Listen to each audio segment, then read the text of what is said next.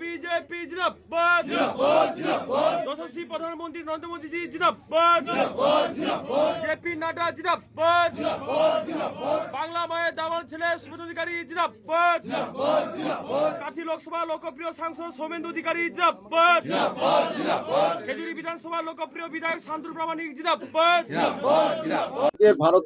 ভারতীয় জনতা পার্টির সাথে কিরকম কেন যোগ দিলাম, যে দীর্ঘদিন আমি রাজনীতি করে আমি বহুত অত্যাচারিত হচ্ছি এবং আমাকে ওই অত্যাচারী পার্টি আমাকে নিজে গুলি মেরেছে, সেই গুলি এখনো আমার পেটে আছে।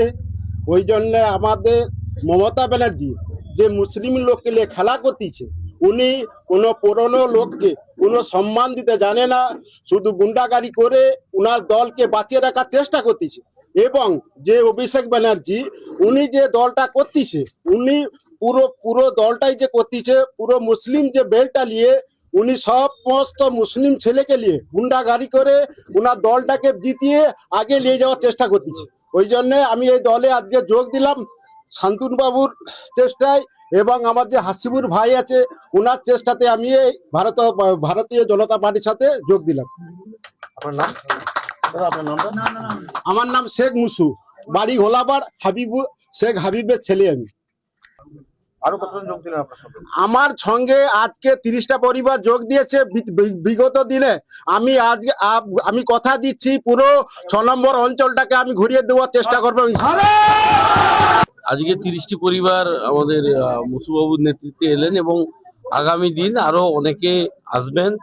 তৃণমূলের সন্ত্রাস আছে এবং আজকেও ওই জায়গায় ব্যারিকেড করা হয়েছে, তারা ভীত সন্ত্রস্ত হয়ে ব্যারিকেড করেছে, মানুষকে আটকানোর চেষ্টা করছেন, কিন্তু এতে কোনো লাভ হবে না।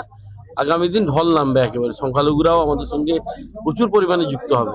দাদা, বারবার বিরোধীরা অভিযোগ করে যে বিজেপি সংখ্যালঘু বিদ্বেষী, তারপরেও সংখ্যালঘু যোগদান আপনাদের দলে?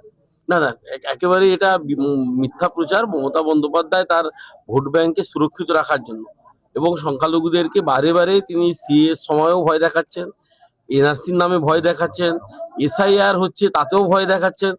একজন সংখ্যালঘু অভিযোগ করতে পারবেন না যে তার বাড়িতে এসআইআর এর ফর্ম পৌঁছয়নি। সকলে এসআইআর এর ফর্ম পাচ্ছেন, কারুর মনে কোনো আতঙ্ক নেই। আতঙ্ক দুজনের মনে আছে, পিসি আর ভাইপো। তাদের ক্ষমতা যাবে এবং তাদেরকে মানুষের জনতার আদালতে তাদের বিচার হবে। এই জন্য তারা আতঙ্কিত হয়ে একটা পরিবেশ তৈরি করছেন যাতে 100% সংখ্যালঘু ভোটটা তাদের পক্ষে থাকে এবং তিনি মূর্খের সঙ্গে বাস করছেন। তার হার এবারে সুনিশ্চিত।